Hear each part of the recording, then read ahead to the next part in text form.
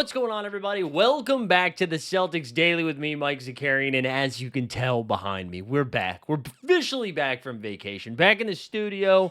You can see now we get the nice new camera, so you can see the deep bags under my eyes, which is good. I don't want the filter stuff, okay? This is unfiltered content. Before we get into today's video, we're just going to talk about some of the young guys, comparing the Celtics against some other teams, and maybe the ideal big man. And then, of course, your comments. Do me a favor. If you haven't done so yet, maybe it's your first time here visiting the channel, or maybe you're just stubborn. Hit the subscribe button. We're like under 30, sub 30 away from 2K, which is a big milestone, which will only move the goalpost for us. But for the moment, it'll be a nice little dopamine hit. So do me a favor, hit the subscribe before you get on out of here. And then, hey, do me also, get involved in the chat. Get active. Get engaged. Let's talk about some of these breakout Celtics this year, because I've been thinking a little bit about this roster. And again, it's been a quiet couple of news days, right? The only real thing that's happened is Pat Beverly said Paul George would be Klay Thompson if he was on the Golden State Warriors with Steph Curry. Okay, Pat Bev. So it's been a quiet news day, or news couple of days. So I figured what we could do is kind of look at some of these young guys on the Celtics and see who's going to be the first young guy to take a leap. Because if you look at the starting five for the Celtics without Tatum and with the current roster construction we have, right? Assuming it's Pritchard or Simons that's going to start at the one, I'm going to say Pritchard. The chat will most likely say Simons, right? We'll have Derek White at the two, Jaylen Brown at the three, I guess Chris Boucher, unless you're a Waterboy fan, then you might say Bobby Boucher. But Chris Boucher at the four, and then Neemias Queta at the five. We know some of the other subs, right? Sam Hauser's going to be coming off the bench as long as he's on the Celtics. We know Luka Garza's going to get a little bit of run. We talked about him last week. Josh, why not? We've got Xavier Tillman, but I wanted to talk about the other couple of guys that are going to have a shot to really get a chance to break out a little bit. Now, Hugo Gonzalez is the first one that comes to mind, right? It was the 28th pick, I believe, of the first round this past NBA draft. And Hugo's an interesting guy because he's super young. Has a lot of these young talents that come in, as we get a doggo sighting, as the young talents that come into the league, right? You normally, if you look at their college play or their international play, they've amassed some big numbers. If you're a first round pick, you've probably averaged over 15 to 18 points per game, right? You're really impacting the box score. Hugo was not really that type of guy, and I think it's easy to look at those box scores and be like, oh, what did we do? Well, what was his draft pick?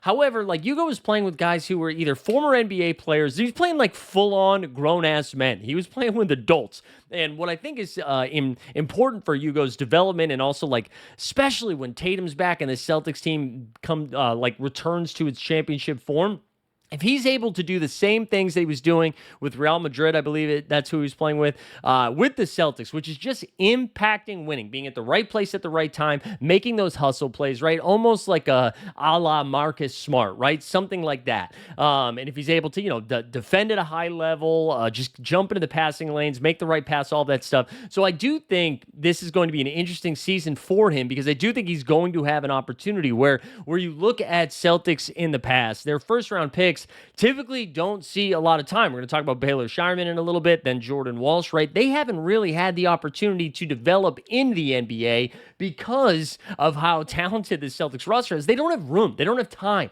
You think about the Golden State Warriors and how they've handled players like Jonathan Kuminga, Moses Moody, Pajemski's maybe the outlier. I'm trying to think. James Wiseman when he was there, right?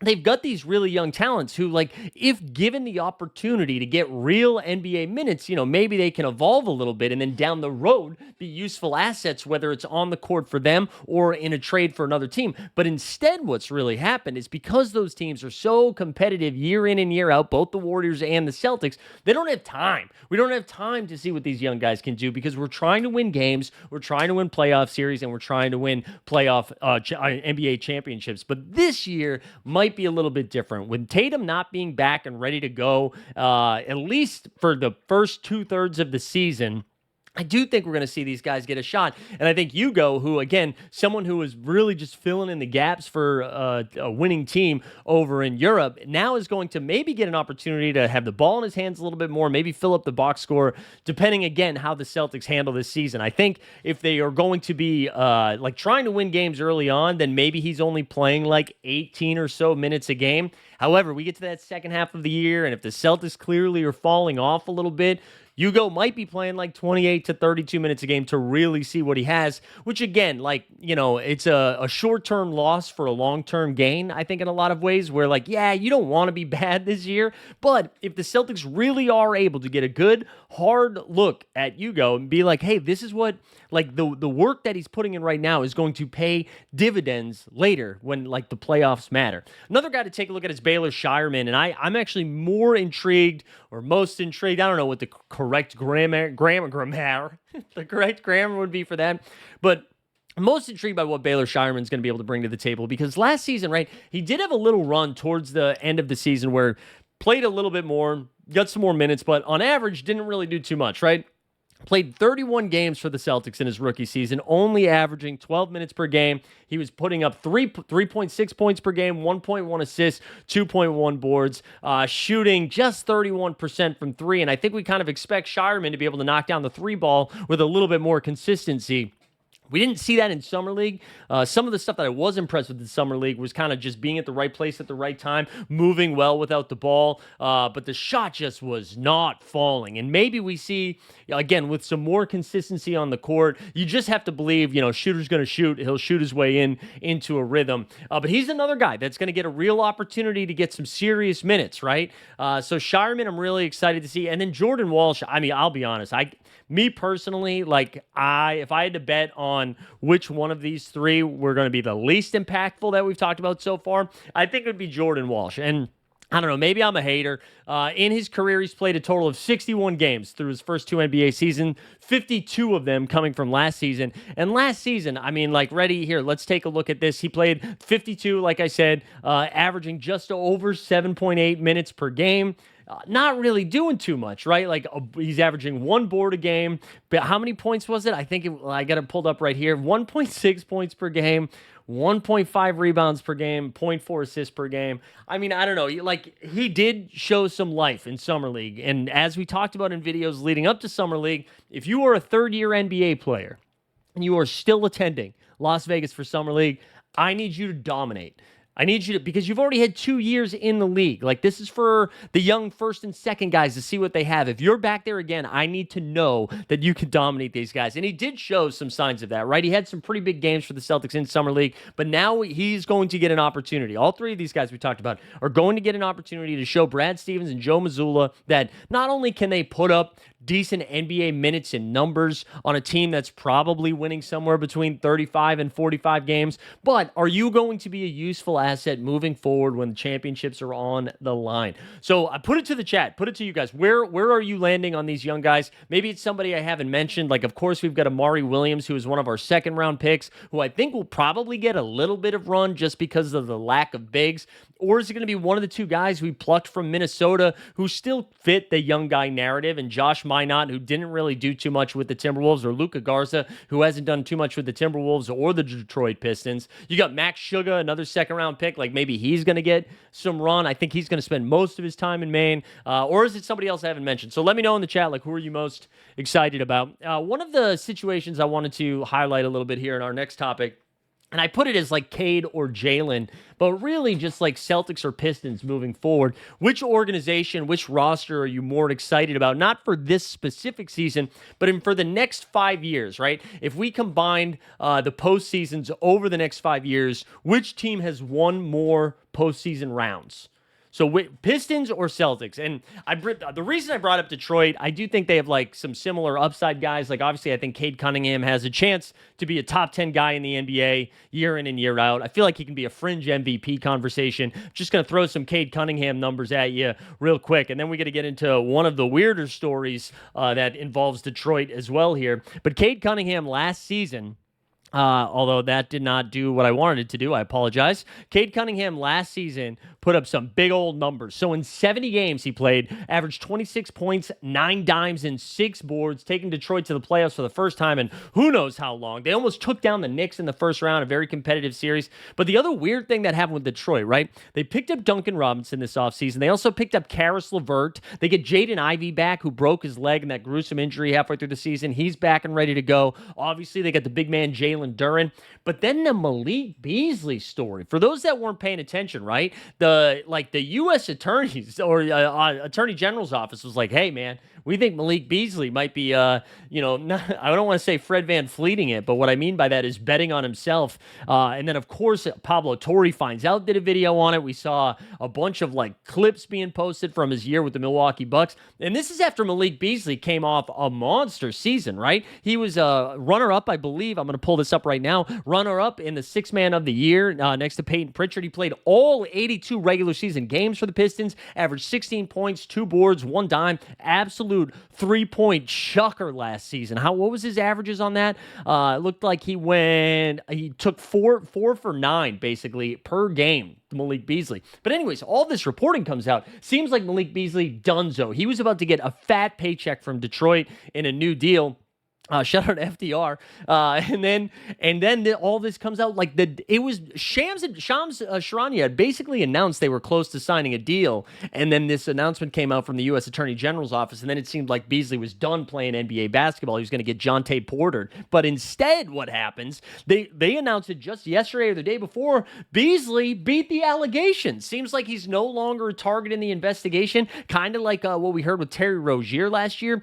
All of that to say, it seems like the Pistons have the best chance at giving Beasley some money here and for him to return. So it seemed like Duncan Robinson was going to be the guy that filled that role for the Pistons, the Beasley role, and now it seems like Beasley's going to be back. So anyways, back to Detroit. They're like starting 5. They still have Tobias Harris over there.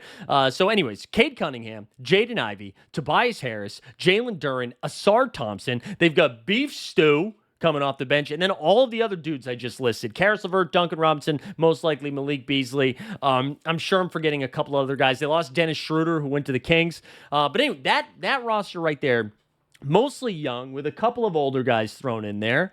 And you compare that to the Celtics, who, again, this season might be a little bit more of a wash. We've already gone over that roster. But then when Tatum comes back, right, when you have JT, Jaylen Brown, and Derek White as a nice little core, and then you kind of see what you get with some of these young guys, who are you taking to win more playoff series over the next 5 years? The Detroit Pistons or the Celtics? Pistons might get the lead on them this year. I think I would still lean Boston. I think Detroit is going to consistently finish somewhere between 3 and 6 in the Eastern Conference for the next couple of years. But to me, I feel like unless one of these other guys, whether it's Asar Thompson, Jaden Ivey, or Jalen Duren, takes a massive leap, I think they're going to be kind of capped at a second-round exit. I see him winning a playoff series, maybe getting feisty in the second round, but that's probably it. The Celtics, who, again, might not win a playoff series this year, their ceiling, when you have 2 All-NBA guys and some fringe All-Star guys, all of a sudden, you are, and especially in the Eastern Conference, you are going to be a favorite. So I think I would lean Celtics, but I'm curious what you guys think. Last thing I wanted to talk about before I get to some of your comments, I know there's some real true Celtics believers. The hopium hits hard, where you're like, actually, Chris Boucher, Nehemiah Queta, Luka Garza, and Xavier Tillman, those are the only bigs we need. I think moving forward, assuming Al Horford's gone, Porzingis, we know what the Atlanta Hawks. Celtics, I do think if there was one glaring issue, like, yes, you want more slash and cutting. We need a 4. We need a real power forward. But I think moving to the future, who do you think is the big man that makes the most sense with the Celtics? I know there was a lot of hype and excitement for somebody like Ivica Zubac. Like if the Clippers, this year and next year run this out with Kawhi, Harden, and company, if it's not going to be this crew of the Clippers, and they decide, hey, we're not going to pay Zubac, is he somebody that makes a lot of sense? Someone that just plays around the rim. You're not like small ball 5. You're not like stretching the floor with them. Zubac isn't going to step out to the 3 and chuck. But like, how are you handling that? You know what I'm saying? What are some other bigs out there? I mentioned Isaiah Hartenstein, who is like, out of all of the Thunder, you can bet money now, unless he takes like a vet minimum deal. He's probably not going to be on the Thunder in a couple of years or after this year. His deal that he signed, I believe, was 2 years with a team option, or maybe it was just 2. But the Thunder, after extending both Chet Holmgren and J-Dub, you've got Cason Wallace, Nikola Topic, you've got all these young guys coming up. And even though they still need some more bigs, Hartenstein is somebody getting like somewhere between 20 and 35 million a year. I don't think they're going to have the pocketbook to pay somebody like iHeartRadio. So I think Hartenstein is something, that's maybe the one that I'm most intrigued by. I know he had a really good relationship with the Knicks, so maybe he wants to go back there, but I don't know if the Knicks are going to have the financial flexibility to make something like that happen. Speaking of the Knicks, Mitchell Robinson is another guy who this is probably going to be his last season with the Knicks because I don't know how they're going to afford him. So you want somebody like that. But I really just kind of put this on here to pose it to you all. Who do you think is the guy that makes the most sense to come in here? Or is that guy already on the team? Are you a believer in the Amari Williams hype, the Luka Garza hype, the Chris Boucher hype? Is it somebody like that? So a big man like that is going to take a leap, that is going to send us, that's going to be the key guy? Or is it somebody like Porzingis, who, he's on his last year of his deal with the Hawks? Maybe he loves Jaylen Brown so much, he's like, bring me back, baby. So who do you like? Who do you like for the big man? All right, we're going to get to some of your comments. Just a reminder before we do, hit the subscribe. All right, I'm going to get to some of your comments from yesterday's video. Again, appreciate everybody that's been engaged with it. Makes the videos more fun, even when I yell at you a little bit. And we're going to start with some yelling because our guy, it's Bullchiz34. Bullchiz34. He said, Westbrook was starting. This channel is so stupid and uneducated about basketball. And listen, there are lots of times where that's true. But what I would encourage all of the haters to do before you throw some hate out there, Google.com. It's a free website. It's not like ChatGPT. You don't have to pay extra for it. You can just go to Google and be like, hey, Google, do it to Siri. I don't care. Alexa, I don't care. Talk to whoever you want. Who was the normal starting five for the Denver Nuggets last season? Because you can just look that shit up, baby. Because it was Jamal Murray at the 1. It was Christian Brown at the 2. It was Michael, I'll say anything weird into a microphone on a podcast, Porter Jr. at the 3. It was Aaron Gordon at the 4. And it was Nikola, let me pet my horse, Jokic. That was your starting 5. You know who's coming off the bench? Russell fucking Westbrook, baby. So anyways, Bullchiz, thank you for the algorithm boost and the engagement. I do agree that sometimes my takes are very uneducated. However, the only thing that was uneducated in that comment was yours. But again, I love the energy. Keep it coming. Tell me when I'm dumb. I'm here for it. We got Buddha 6811 says Luke and Tatum were connecting at the end of the regular season. So hype. However, at the playoff time, Luke Cornett. Luke couldn't finish, and it lost us a few important points in this stretch run, unfortunately. Yeah, I mean, listen, I think the issue we ran into with Cornett, right? When Cornett's only playing 10, 12 minutes a game, awesome. That's what you want. You want him to come in just like a burst of energy, just being wild out there, block a couple shots, do his weird jump, maybe put a putback dunk in or a rim run and dunk. But if all of a sudden Luke Cornett's playing 22 minutes for you in a playoff series when he's your best big because Porzingis has some sort of respiratory magician's illness, like nobody knew what it was, and all of a sudden he's awesome now, right? But if that's your Luke Cornett run, it's tough. That's not what you want. So I do agree with you. We got 1K. Kitson says, guess what? Hockey dads get into arguments all the time. Stuff happens. Everybody's not your friend in this world. That was in response to the Jaylen Brown's dad thing. Yeah, I mean, you're right. Everybody's not your friend. I don't know, like a knife in a parking spot. I mean, you know what I mean? Yeah, you don't have to be friends. I don't know. I'm just throwing that out there. And then last but not least, Kevin Sullivan said, I'm actually very surprised Boston wouldn't make a run at Jonathan Kuminga. Yeah, I mean, I think Kuminga might be, I don't know what Golden State's doing with Kuminga. I think that's the problem. I think Kuminga, the Golden State has not built up his value enough for anyone to pay a lot of money for it yet